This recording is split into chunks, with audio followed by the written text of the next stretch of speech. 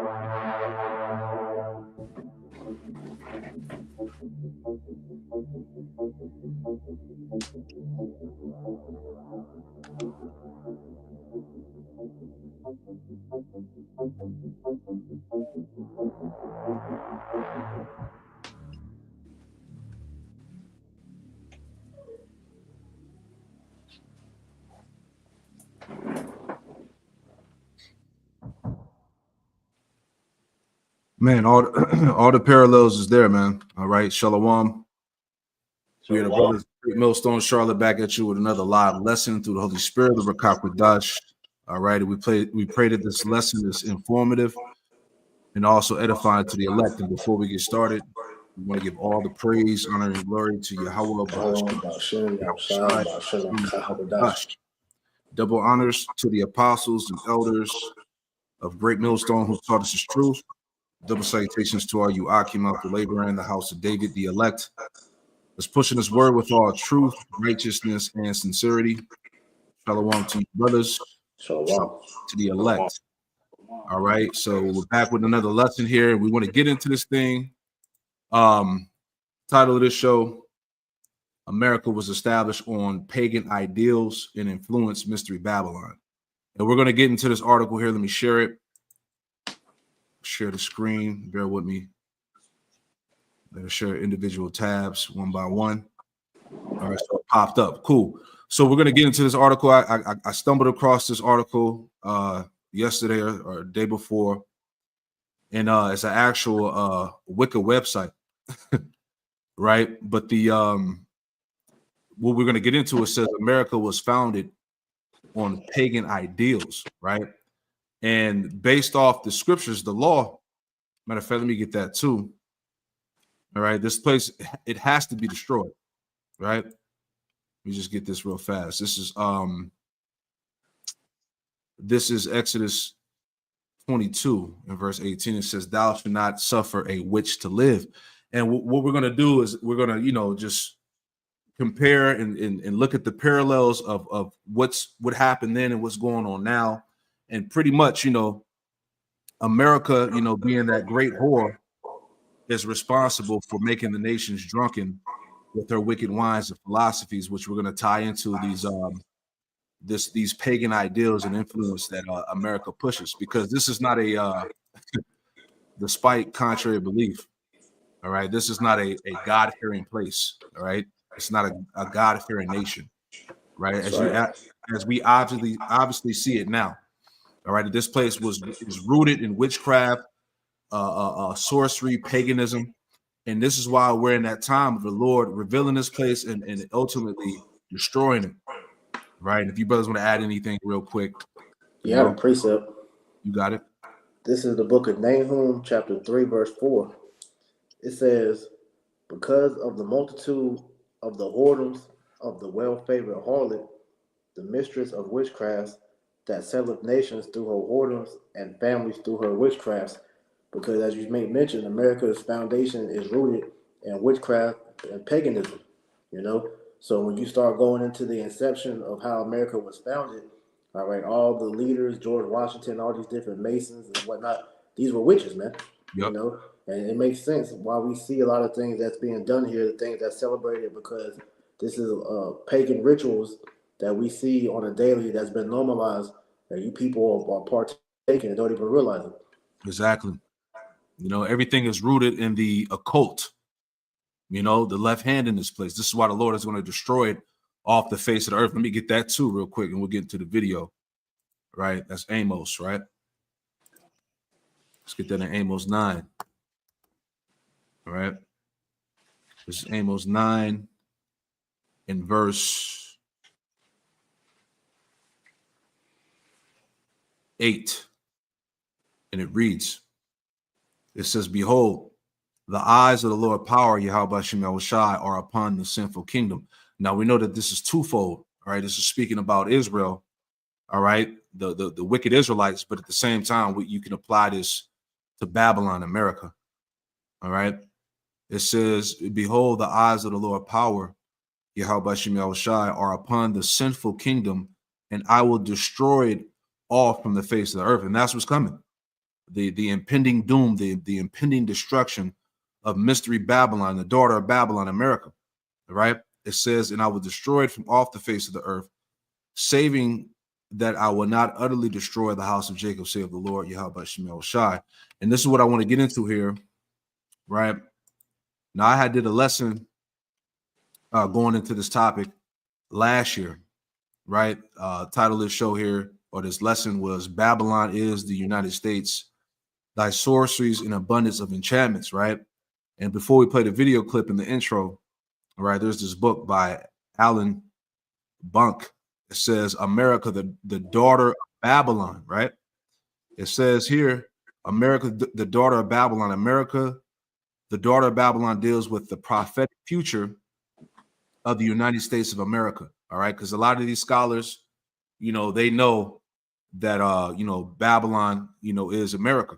All right. According to scriptures, it says, America, the daughter of Babylon, deals with the prophetic future of the United States of America. The Bible reveals that there will be a second nation of Babylon, which is described in detail throughout scripture and can be identified as America.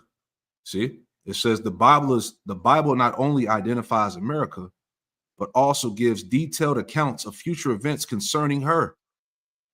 It says the Most High has much to say to us today in our relationship to Babylon and in the Babylonian religion. It says this book reveals that many symbols of the Babylonian religion that was created by Lucifer himself, king of Babylon, are displayed as American symbols throughout her capital. It's the cornerstone to the founding of Babel.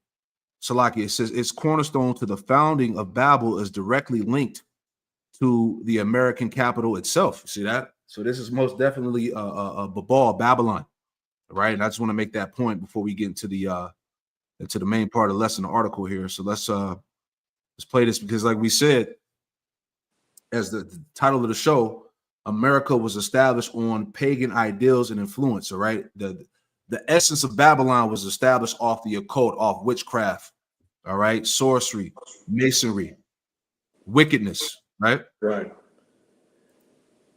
If I can add to you real quick, Baba Kashan. You got it, brother. Looking up this word pagan on Edamon Online, it says that pagan goes back to the religious sense often was said in the 19th century to derive from conservative rural adherence to the old gods after the Christianization of Roman towns and cities. But the Latin word in this sense predates that period in church history and is more likely derived from the use of paganist and Roman military jargon for civilian incompetent soldiers. But the main point being that, the paganism, it stems back to Greek and Greco-Roman times. Boom. Because during those Greco-Roman times, we know it was the worship of many gods. I forgot the pantheism or whatever it's called. Great points. Before I play the video, I was looking for a quick picture. Bear with me. I'm going to get to it real fast. Right. My brother had made that a minute ago. Salaki, bear with me 1 second. I got it right here. Let me see if I can put it up in the screen. All right, bear with me 1 second. Here we go. Got it downloaded right here. Basically, this is what you were saying, Priest, right? This image here. Yep. If you want to speak on it real quick, Yeah, because what? Real quick, somebody grab Ecclesiastes. I think that's 1 and 8 about the no new thing under the heaven. That's right. So Ecclesiastes chapter 1. It's a lot. 1 and 9. Yep. The thing that has been is that which shall be, and that which is done is that which shall be done, and there is no new thing under the sun. Right, there's no new thing under the sun. So what the elder has in the screen, man, is pretty much these same gods that have been worshipped going all the way back to ancient Babylon. All right, have been reincarnated multiple times throughout the different captivities because we know these heathen, all right, trying to grab onto that power from the previous kingdoms. They use the different gods and just repackage them with new names, but the rituals will still be the same. And so Mhm. America is no different. What we see these damn elites do is take the gods of Egypt, Babylon, and so forth, and they have repackaged them and made them modern friendly to where these people are unknowingly still worshiping these pagan gods still, man. Why do Exactly. you think that, the things that we're seeing being promoted, such as abortion, sex changes and things like that are being pushed? Because when you go into the worship of these gods, man, they're exactly what we see being done today. Yeah. You got to defile yourself. The homosexual practices, the defile acts that they have to do to these particular gods, to get the power and things like that. So like we just read, nothing new under the sun, you know. So let's get that video real fast. We'll, Spirit have us come back to this too. I'm making my point about the origins of this place. The establishment was off the occult, witchcraft,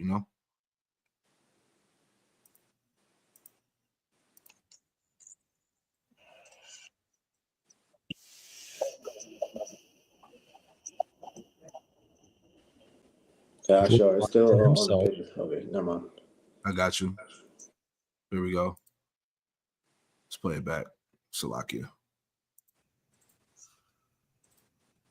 Washington, D.C. is a super, super strange place. It was architected and designed by the orders of George Washington himself, who was a 33rd degree Freemason. The White House sits at the apex of an inverted pentagram. It also sits at the apex of a hexagram. And when you superimpose the upside down pentagram over the hexagram, you get a perfectly symmetrical Knights Templar cross. The Pentagon is just a weird shape in of itself. People say that it's an infinite occult symbol because it's the center of a pentagram and the pentagram shape is able to fit into it perfectly. The Washington obelisks measured exactly 55.5 feet in width, which equals to 666 inches on each side, are also 555.5 feet tall, which equals 6,666 inches. Obviously, 666 is the mark of the beast. The Washington obelisk sits directly south from the Masonic Temple, which is 13 blocks north of the White House. The iconic Masonic compass symbol stretches from the White House to the Capitol. Perfect drawing of a compass. That's so crazy. These two pivotal landmarks and structures that kind of govern our society and our democracy. It's so weird.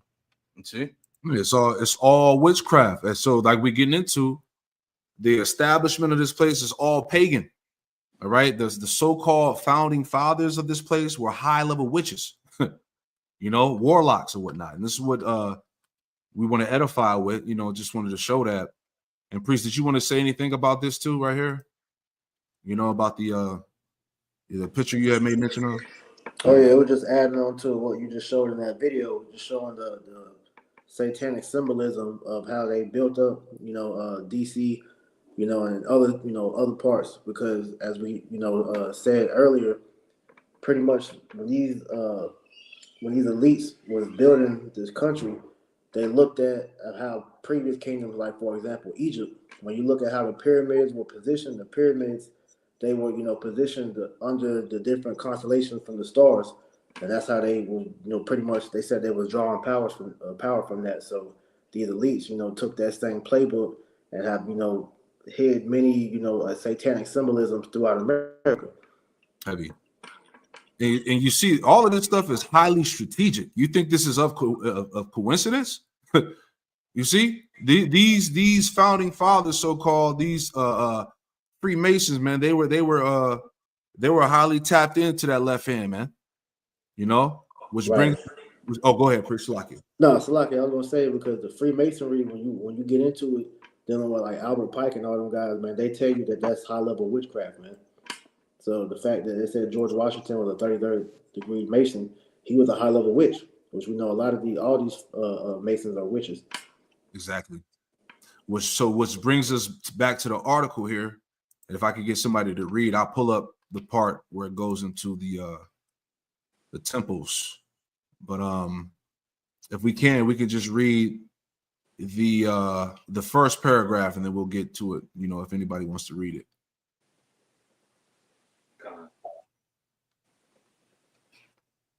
You want the first paragraph, Saquon? Yeah, we just read this first paragraph, and then we'll get to the point. It says, America was founded on pagan ideals. Some Americans who are poorly educated in history claim that the United States of America was founded in 1776 upon Christian ideals. They are wrong. Democracy and republicanism are historically pagan ideas, directly opposed to churchly authoritarianism. Boom. Now, real quick before we move on, I just want to get a scripture based off what we read here. So let's go to, let me think about Job chapter 20. I'll get it real fast. Job 20 and 11. All right. This is Job chapter 20 and verse 11. Okay. So this is Job 20 and 11, and it reads, it says, his bones are full of the sin of his youth, which shall lie down with him in the dust. Right. And I was thinking about that because, you know, going back where it says his bones are full of sin of his youth, really going back to Cain, all right, being that wicked one. But at the same time, you know, you think about the inception of Babylon, all right, as we read about 1776, it wasn't established off of you know, democracy or whatnot. It was established off of paganism, witchcraft, right? Remember, you know, you had Albert Pike, you know, masonry, witchcraft. This was the establishment of this place. It was by those means. So it says his bones are full of sin of his youth, which shall lie down with him in the dust. You was gonna say something, Mark? Oh, I was gonna say, you know, they stormed into the land and they, you know, they set up their groves, they set up the idols, you know. Okay. You know, they didn't set up anything that was of Yahweh Hashem outside. Right. And then to add to that point, because the killings that they did over here when they was getting down on the Israelites, those were rituals, you know. And every time you see like event with like mass killings, those are rituals that they do. That's why when you know, you got them Illuminati, you know, people, they're going deep into like the numerology and all that to show you like this is high level witchcraft we're seeing. Exactly. So let's get back into it. The article, going back.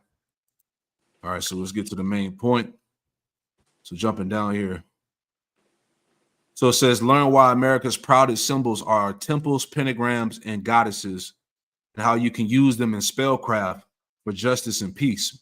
Man, so let's go into this temples here, right? And you can read it out. Temples of tranquility in the United States of America. If the United States of America was founded as a Christian nation, then why does almost all of our civic architecture or courthouses, our Capitol buildings, our national monuments imitate classical pagan temples? Exactly. Right. And an example we gave was in the beginning of the lesson, right? How we showed, as it said, nothing new under the sun. You know, the architecture all goes back to Greek, Roman influence, you know, pagan temples or whatnot. Go ahead, Ak.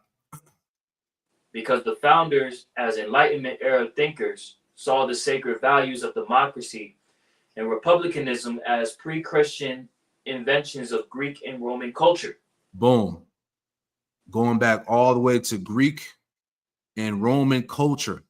All right. And we were talking about, before we started rolling, about the Enlightenment era. Right. And you want me to grab that one in Britannica real quick? Con, pull it up. You got it, Doc. Con, when you go to the Britannica, the Encyclopedia Britannica, it goes further into the Age of Enlightenment. Jumping to, let's see here, under the subparagraph or subheader, the Age of Reason, Human Understanding of the Universe. I'm gonna jump around a little bit. It says the powers and reasons and use of reason have first been explored by the philosophers of ancient Greece. The Romans adopted and preserved much of Greek culture, notably including the ideas of a rational natural order and natural law. Amid the turmoil of empire, however, a new concern arose for personal salvation, and the way was paved for the triumph of the Christian religion, right? Which really we know is ultimately, the gospel was being preached throughout the four corners of the earth, right? It says Christian thinkers gradually found use for their Greco-Roman heritage. Jump into the next paragraph. It says the intellectual and political edifice of Christianity seemingly impregnable in the Middle Ages, right, going into the Dark Ages, right, fell in turn to the assaults made on it by humanism, the Renaissance, and the Protestant Reformation. So during this Age of Enlightenment, right, it was pretty much countering the divine law, right, the natural order to uplift these Greco-Roman ideals, yes, what they deemed to be the right way, which was after the ways of Yahweh Bashim al-Shai. So basically, it was like in a way of like open rebellion against belief in the scriptures in the Lord. And I want to add to what you just read in this one, just dealing with what the age of enlightenment was, right?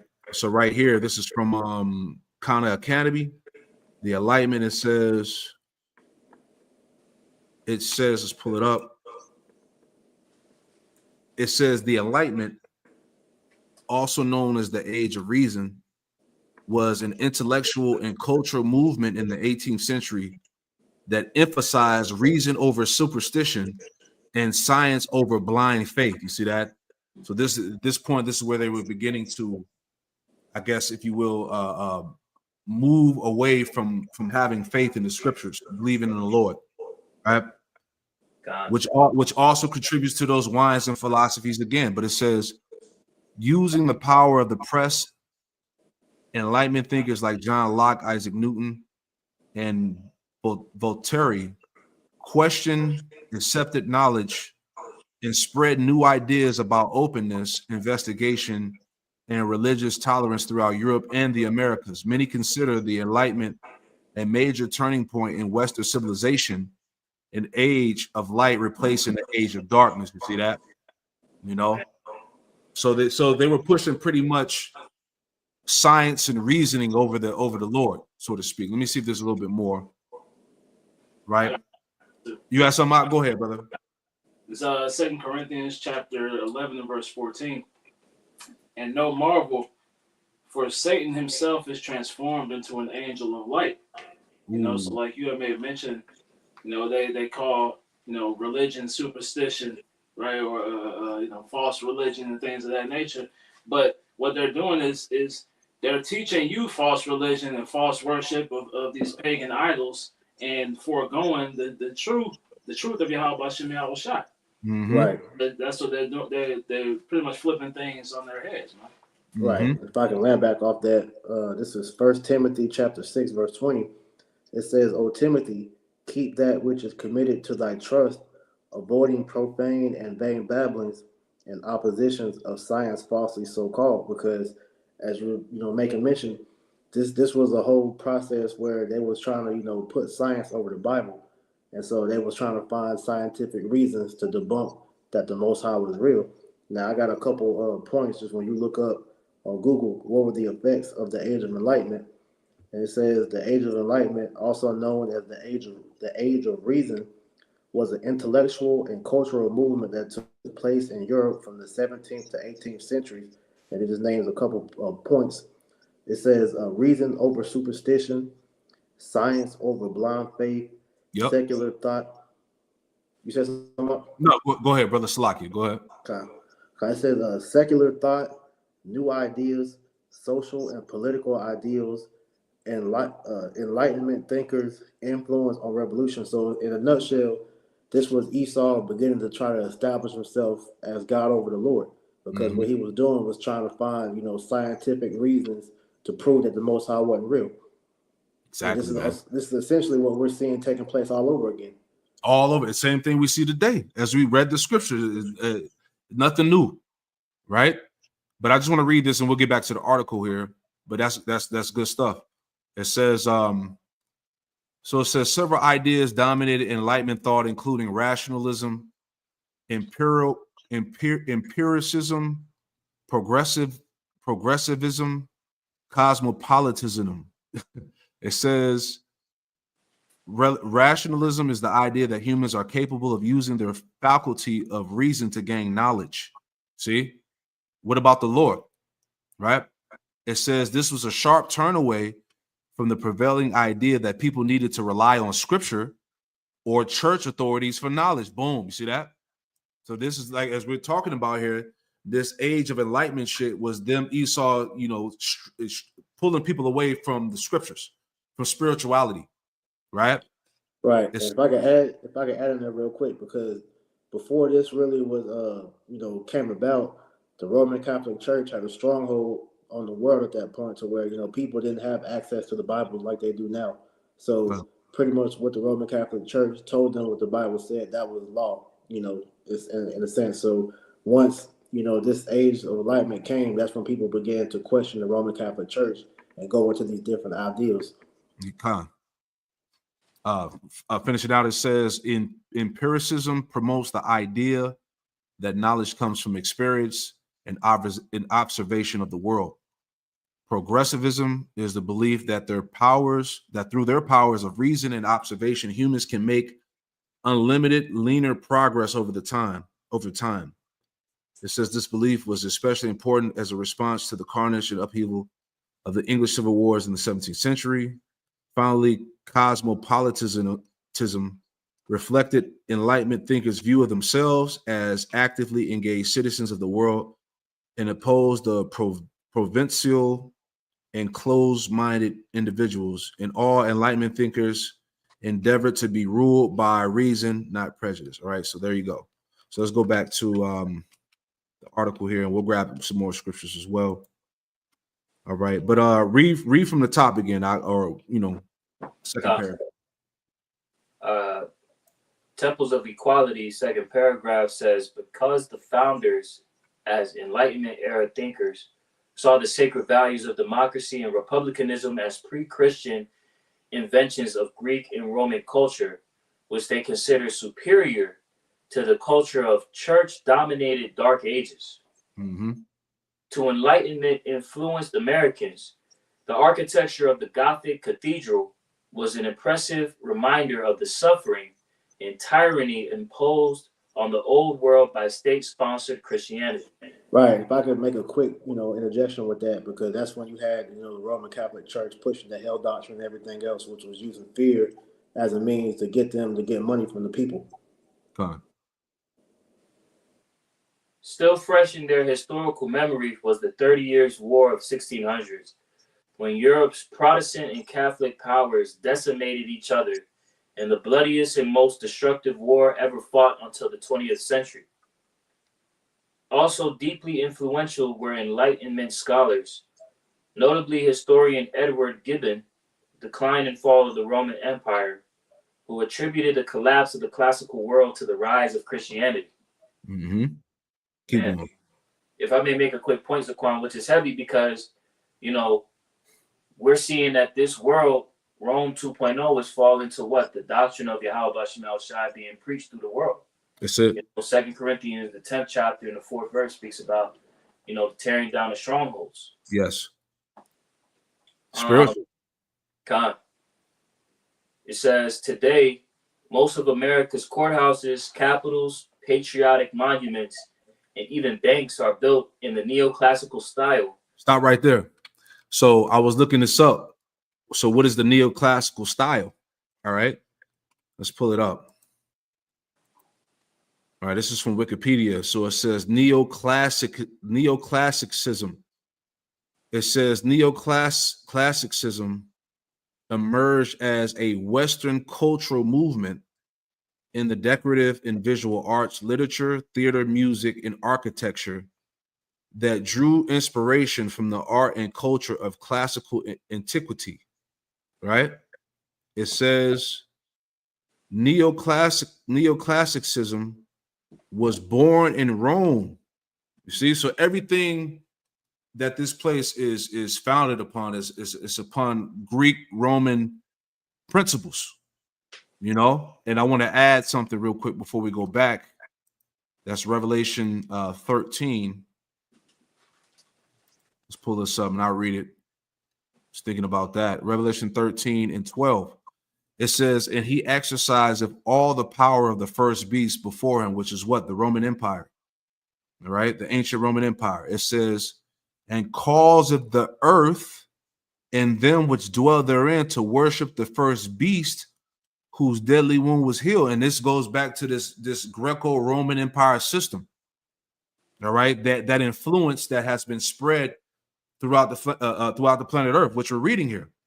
You know, it all goes back to Rome, man. All right, and who's Rome? Edom. You see, and that's why. Let me go back because it was another point I was going to make. All right, and this is what we see today. All right, Salakia. Let's pull it back up. But that's dealing with the neoclassical style. It's all of Greco-Roman influence, man. Right? You got it. You read it again. God. Rereading the paragraph on the top, it says, today, most of America's courthouses, capitals, patriotic monuments, and even banks are built in the neoclassical style. They're marble columns, porticos, friezes, and so on, copied from the shrines and temples of pagan gods and goddesses. Many of these, such as the U.S. Supreme Court, are inspired by the Greek Parthenon, the temple of the goddess Athena, who is the prototype of Lady Liberty. Right. Everything about this place goes back to idolatry, witchcraft, sorcery, man. Idol worship. Right? So there's no way that this place is going to be preserved, if you will. The Lord is going to destroy this place. All right. And like it says, this is what I was thinking before. This is what I meant to get, but this is Jeremiah. Right? This is Jeremiah chapter 51. In verse 6, it says, flee out of the midst of Babylon and deliver every man his soul. Be not cut off in her iniquity, right? So where it says out of the midst of Babylon, it's talking about detaching your mindset, man, detaching your spirit from this place. All right. It says, and deliver every man his soul, be not cut off in her iniquity. For this is the time of the Lord Yahweh Shem Shai's judgment. He will render unto her a recompense. All right. So we're in the time of the Lord's judgment, man. All right. You see, as we were talking about the exposure of this place and then the eventual downfall of it. All right. The point, verse 7, Babylon had been a golden cup in the Lord Yahweh Shem Shai's hand that made all the earth drunken. You see that? And how did America, Babylon, make all of the earth drunken? Through the philosophies that it pushes, like we were reading, the Western ideology, right? The influence, that Greco-Roman influence through the art, the architecture, all right, the theater, the music, okay, everything that's pushed from this place, man. The idolatry, Satanism, you know, the paganism. This is how America has made all the world drunken. It says the nations have drunken of her wine, therefore the nations are mad, you see? And the nations have adopted those same Babylonian philosophies, those Western ways to the point of their destruction, you know? So let's go back, unless brothers want to add on anything. I wanted to read this Nahum 3 and 4 in the NLT real quick. I got you. Let me pull it up. You said Nahum 3 and 4. I'm there in the NLT. Let's pull that up. I got you up. Okay, Khan. So it says here, Nahum 3 and 4 NLT. All this because Nineveh, the beautiful and faithless city, mistress of deadly charms, enticed the nations with her beauty. She taught them all her magic, enchanting people everywhere. What we're seeing is, right, that revived Roman Empire has been given license to enchant the entire earth, man. Right? And it's using America as that centerpiece, right? That focal point of all the wickedness to project out from, man. So now we're seeing all the nations are adopting, right, these different enchantments that they're being taught, right? They were enticed by the potential of wealth and glory from America, right? But ultimately, like I said, this is a beautiful but faithless city, man, right? So this place has no connection to the Heavenly Father whatsoever. It's actually moving in direct opposition, and that's why we're starting to see the degradation of it, man. Exactly. Because if I can add to you, because here it is that they're putting themselves in this seat of being this God-fearing Christian country. But then when you look up the roots of Christianity, it has heavy ties with paganism. Exactly. Can I add on to you in Nahum 3 and 4? We'll go back. This is let's get in Revelation 18. All right, because we just talked about Jeremiah 51 and was it 7 about how Babylon has made these nations drunk through her wines and philosophies. This is Revelation 18 and verse 1, and it reads, it says, "And after these I saw another angel come down from heaven, having great power, and the earth was lightened with his glory.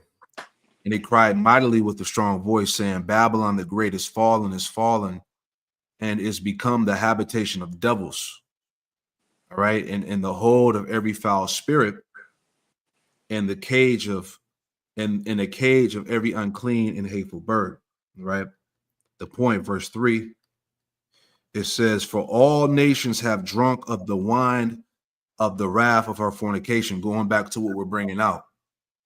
All right, the mindset, the ideologies, the paganism, the idolatry. All right, it says, "For all nations have drunk of the wine of the wrath of her fornication, and kings of the earth have and the kings of the earth have committed fornication with her." Right, because in order for, especially these nations that were aligned with Babylon, America, in order for them to receive like aid and benefits, they pretty much had to sell out. You know, they had to take on that Western way, you know, that abominable way, in order for them to get the military support and all of that, the money and shit like that. You see, it says, "And the merchants of the earth are waxed rich through the abundance of her delicacies." You see, so that's the point, right? You have something preaching with that in there. I'm gonna go back.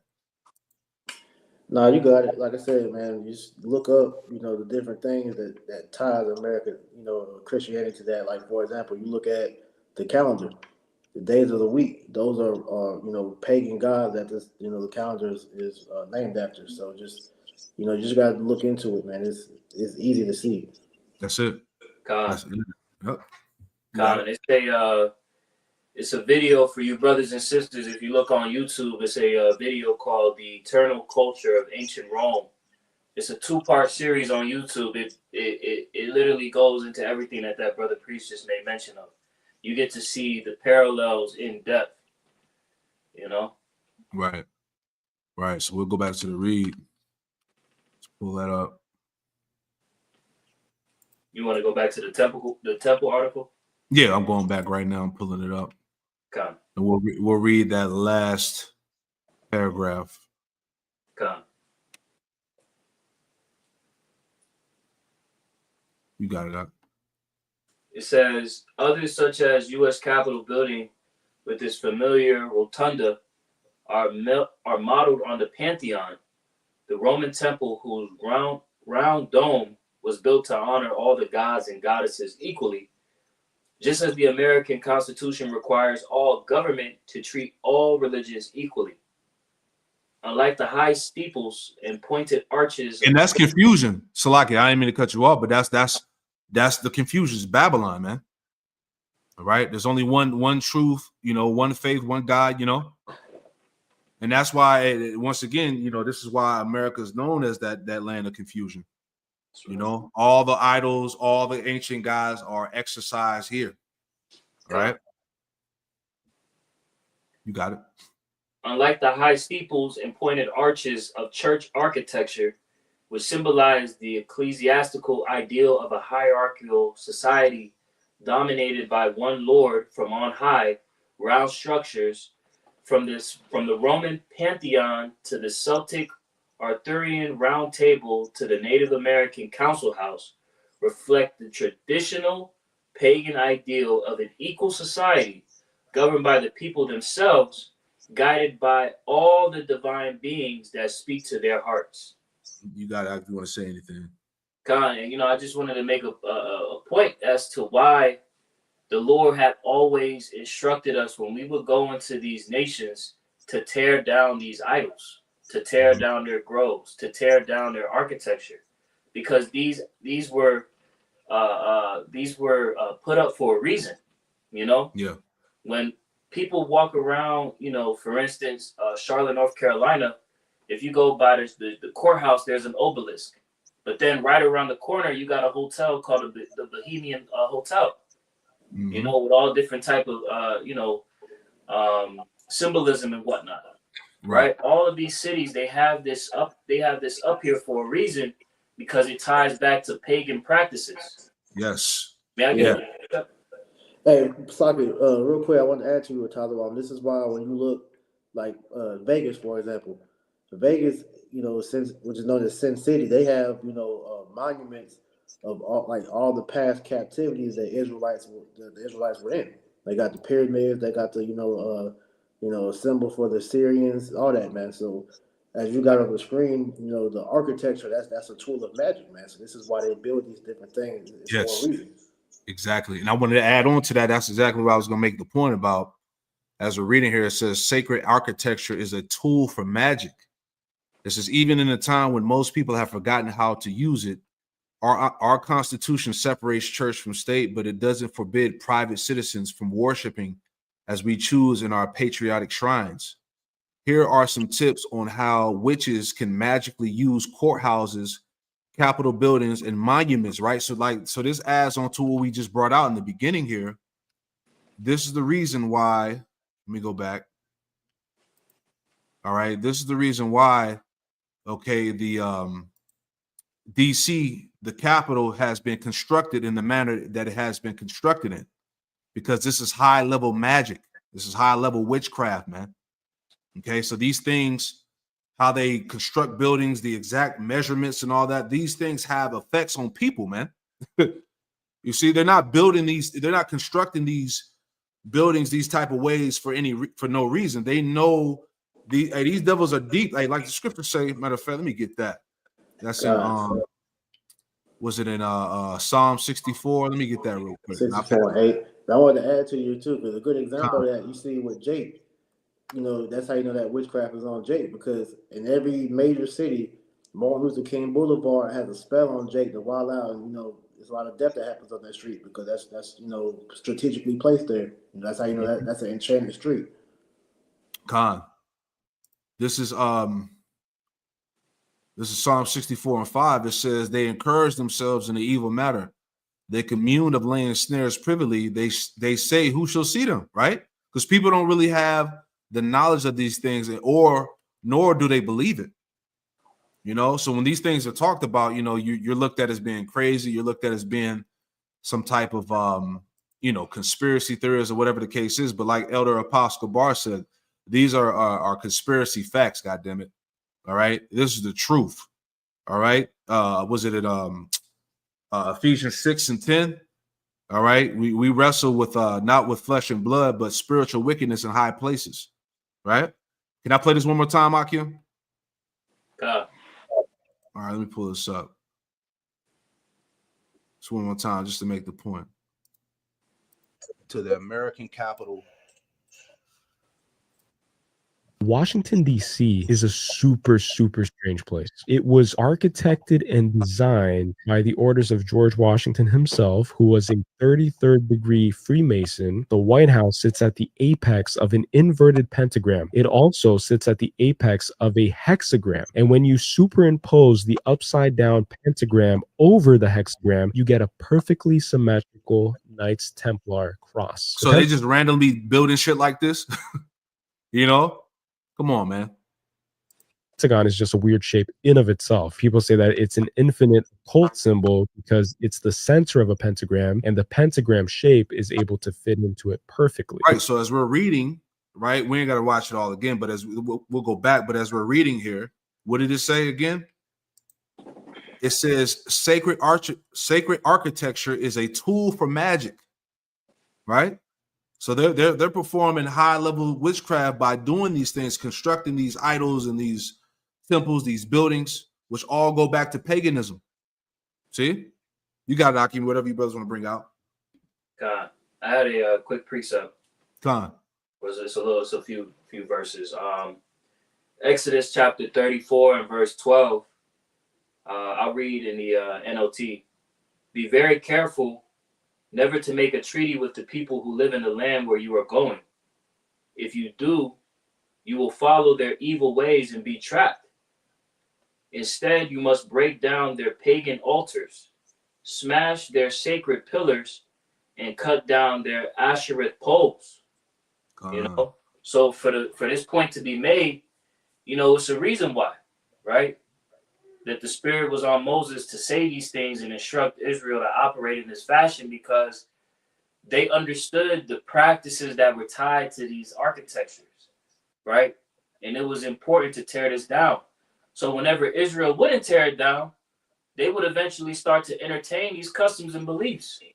Right. But see, within Babylon, you know, it's a land, the mother of harlots and abominations, that has literally engulfed the minds of the people to have nowhere to turn, to where it's just like it's idols everywhere.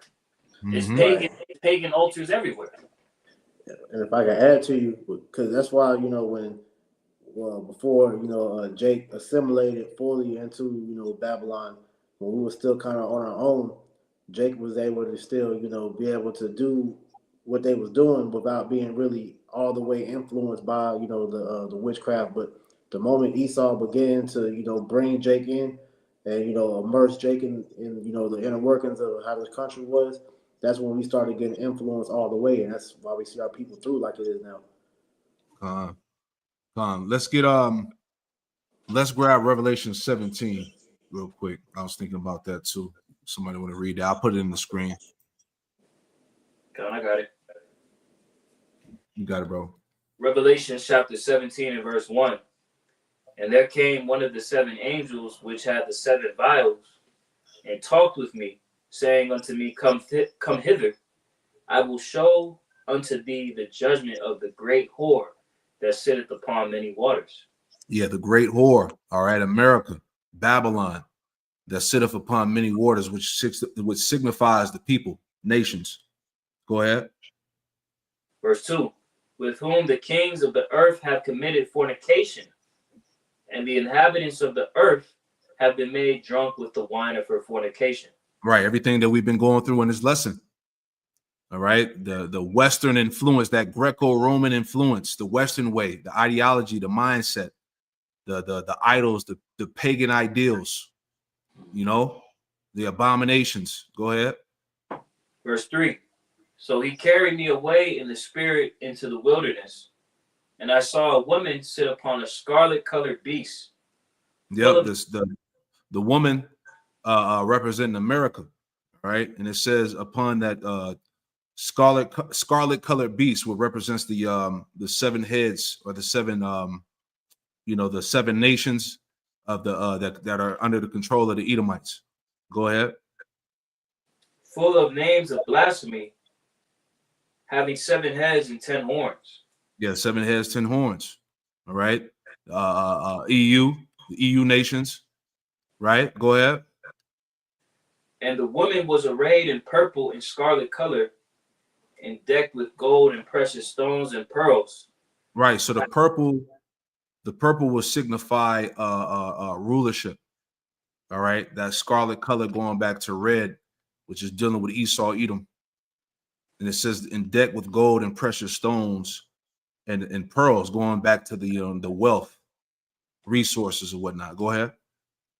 Having a golden cup in her hand, full of abominations and filthiness of her fornication. You see that? Full of abominations and filthiness of a fornication, right? So everything that we're reading about here in this article dealing with the pagan idols, all right, the witchcraft, how it was established, the masonry, the architecture, the magic, everything that's going on here. And what else do we see that's pushed? You know, the pedophilia, the sodomy, you know, all of the illicit sex acts that go on in this place, the moral degeneracy, which is pushed from Babylon, America. Go ahead. Verse 5. And upon her forehead was a name written, Mystery, Babylon the Great, the mother of harlots and abominations of the earth. Yeah, that's America, man. All right, all like we talked about earlier, all the idols of the previous captivities that we were under are all exercised here. Okay, they're just going like we saw earlier. Let's pull that back up. A lot of these Babylonian gods, these Canaanite deities, all right, they're all pushed here in Babylon again, but they go under different titles, different names. Right? This is Mystery Babylon, America, man. You know, you brothers want to add anything in there? You know? God, I just want to get that commentary for you. Yeah, go ahead, bro. So the David Guzik biblical commentary for Revelation 17 chapter reads, Babylon was the seat of the civilization that expressed organized hostility towards the Most High, right? So speaking on this place as Babylon, it shows you that they're in direct opposition to Yahweh Bashem Yahushai, right? And every society, subsequently after Babylon shared in those same roles. It says, jumping down in John's day, Rome epitomized all the antagonism and opposition to the Christian faith. In some ways, the city of Rome was the clearest fulfillment of the Babylon attitude, right? So this being Rome 2.0, this is a clear fulfillment of the attitude that Babylon had, man, right? It says, if we had to pick one city today that most exemplifies the world system, perhaps we would say that Los Angeles is the Babylon of today, which we know an American city being exemplified as Babylon would mean the whole country is an example of Babylon the Great, man. That's it, man. It was a little bit more. It's a lot.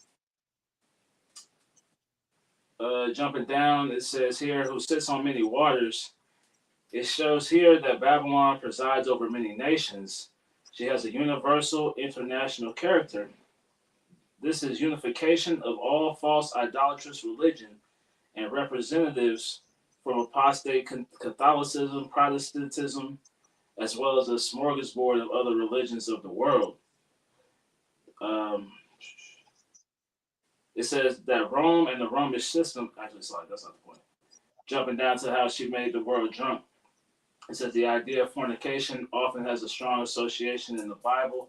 Since this is a well-accepted religious system, it is likely to appear as attractive and spiritual, though not necessarily moral, right? So everything about this place seems attractive to these other nations of the world, but it lacks moral character, man. It's actual moral decadence. God. Yeah, this is Mystery Babylon, man.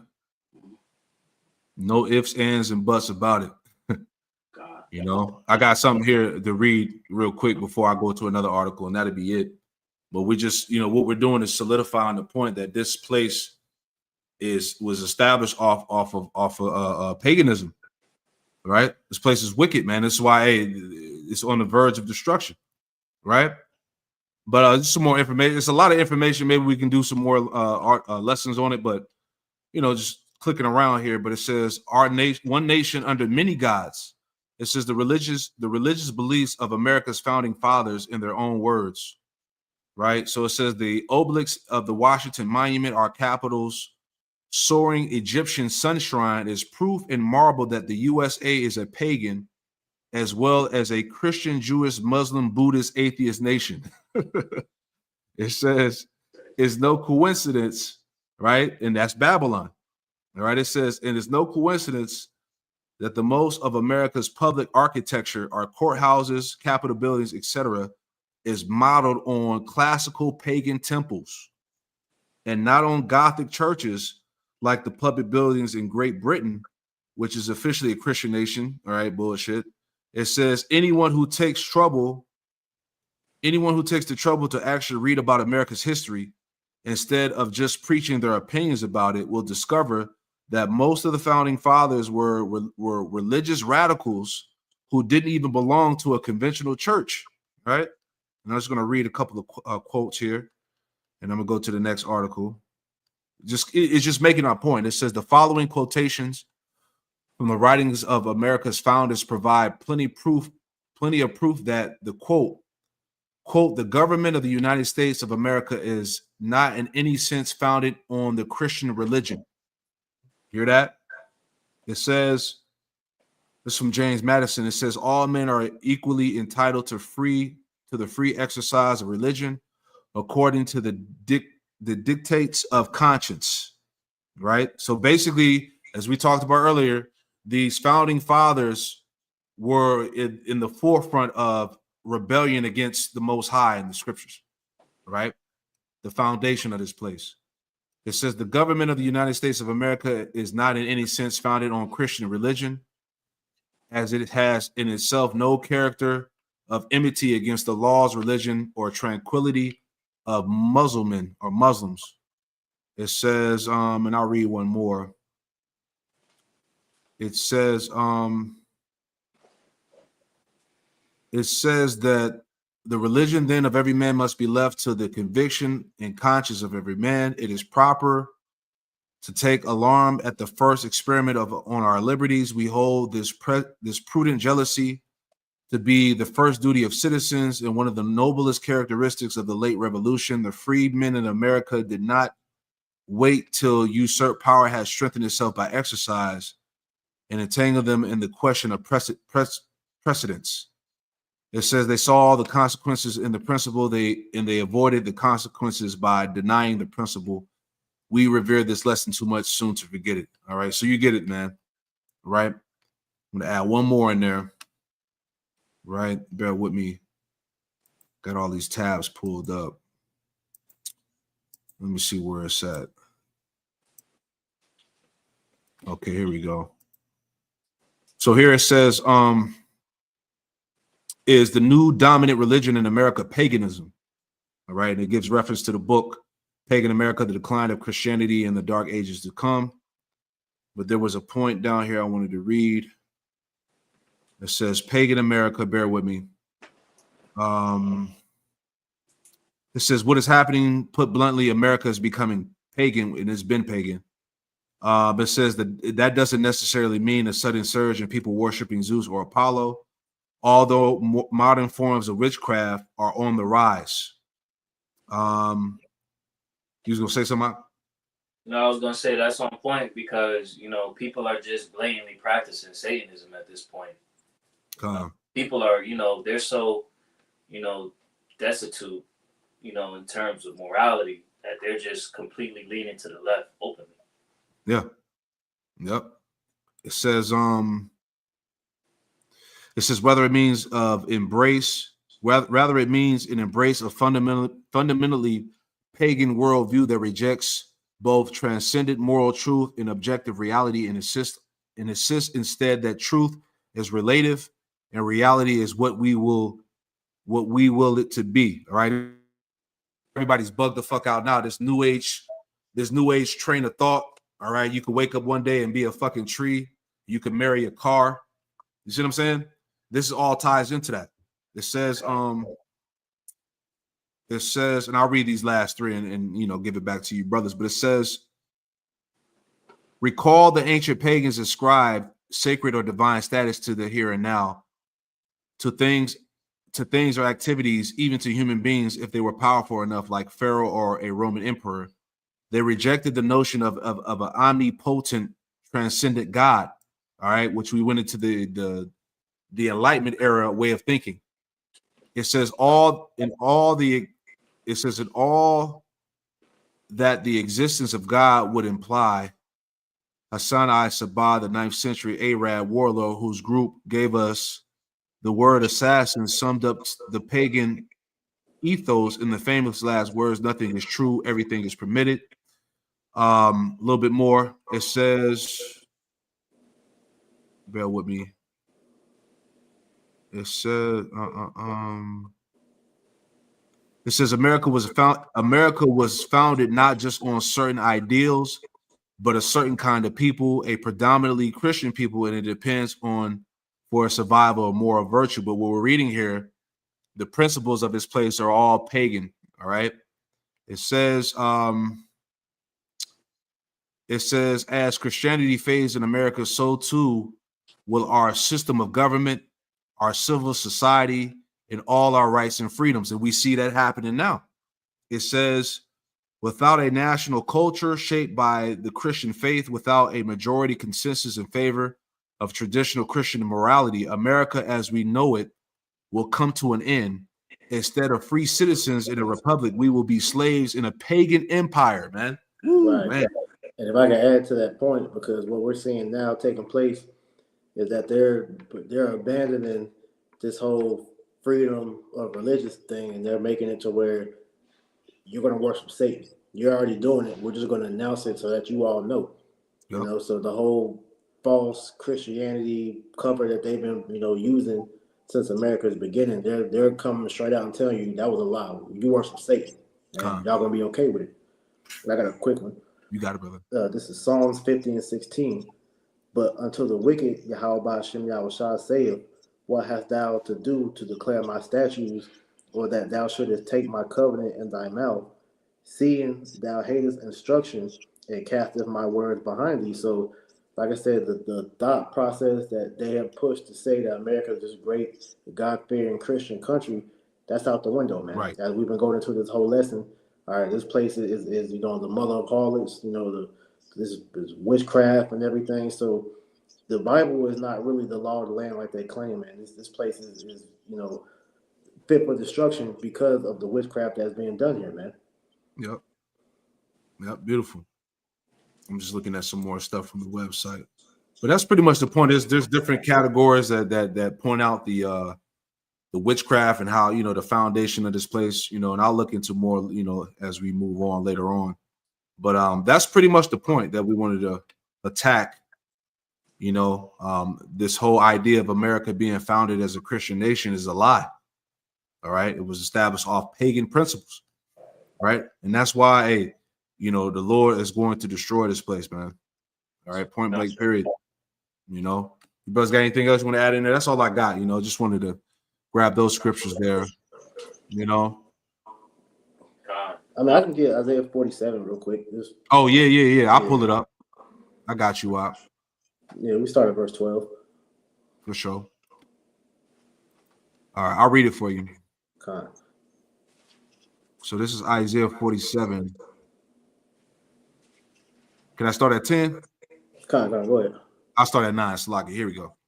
It's Isaiah 47 and 9. It says, but these two things shall come to thee in a moment and in one day, the loss of children and widowhood.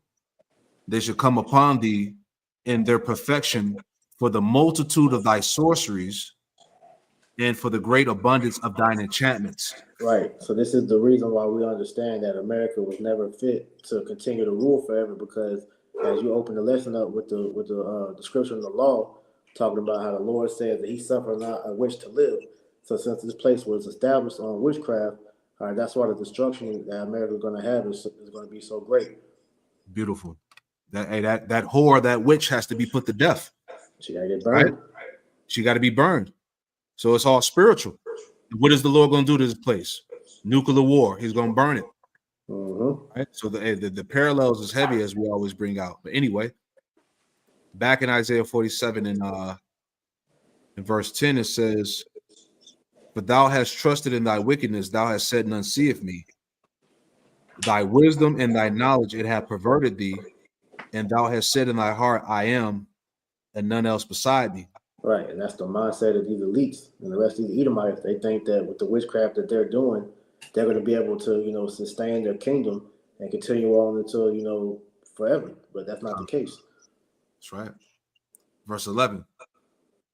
Therefore shall evil come upon thee, thou shalt not know from whence it riseth, and mischief shall fall upon thee, and thou shalt not be able to put it off. And desolation shall come upon thee suddenly, which thou shalt not know. Right, and this is the reason why we understand that this country is going down. But these Edomites, they don't get it. They think that, because they commune with demons, they commune with Satan. So they've been given, the knowledge to be able to do all these things for all these years, but they don't understand that power is being stripped from them as we speak. Yeah, like you were saying the other day, even you got these Edomites pushing Make America Great Again, MAGA. That goes back to what? Magic, right? Yep. So it's all a form of subtle, sorcery, witchcraft, man. It says, verse 12, it says, stand now with thy enchantments and with the multitude of thy sorceries, wherein thou hast labored from thy youth. See, going back to if I could pull it back out, bear with me. All right, going back to the foundation of this place, as we read earlier, dealing with the so-called founding fathers. Right, let me see if it'll pull up. It had nothing to do with the Bible. It had nothing to do with Christianity. All right, this place was established off of witchcraft, off of paganism. Right, Isaiah 47. Back at it. Isaiah 47:12 again. Stand now with thy enchantments and with the multitude of thy sorceries, wherein thou hast labored from thy youth. See, if so be thou should be able to profit. If so be thou mayest prevail. Verse 13. Thou art wearied in the multitude of thy counsels. Let now the astrologers, the stargazers, the monthly prognosticators stand up and save thee from these things that should come upon thee. Right, and that's the Lord making mockery to you devils, man, because as we know, they got their witches and warlocks trying to, use their enchantments to try to keep this thing going, but the spirit of the Lord is, the one that's in control, and he's letting you devils know that no matter what sorcery you're doing, your destruction is still imminent. That's it. I'll finish out verse 14, but down to 15 it says, behold, they should be a stubble, they should burn, the fire shall burn them, they should not deliver themselves from the power of the flame. There should not be a coal to warm at, nor a fire to sit before it. The Lord's gonna melt this place. It says, thus shall they be unto thee with whom thou hast labored, even thy merchants from thy youth. They shall wander everyone to his quarter, and none shall save thee. All right. So there's nothing that this place can do to be saved from the coming judgment of the Lord. That's basically. Right. So as we talked about the witchcraft, the paganism, the Lord has to get rid of this place. That's right. That's it, man. You brothers got anything else you want to add in there? Nah. That's it, man.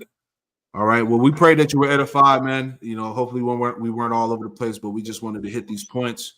America was established on pagan ideals and influenced through Babylon, man. So there's no denying at all right, that this place, America, is Babylon the Great.